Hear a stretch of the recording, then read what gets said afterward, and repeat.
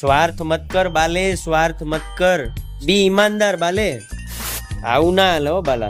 આપણે આ બ્લू पैनल नाखी तो હું व्हाइट ने नहीं हाफ करवानू, वो भी बोलना पड़ेगा कि ये अपने नहीं किया फिर भी ये साफ कर दे.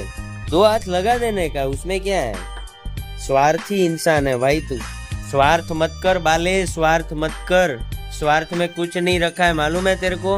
भाई અમે આ બ્લू પેનલ નાખી છે આમાં, વ્હાઈટમાં મળી નહીં એટલે પછી તો કોઈ રસ્તો નહોતો ને કસ્ટમર એગ્રી હતા. પણ બાલાભાઈને જ્યારે સાફ કરવાનું કીધું ને તો એણે અમારી નાખેલી જ પેનલ સાફ કરી. હવે કીધું તો વ્હાઈટ પેનલ સાફ કરે છે.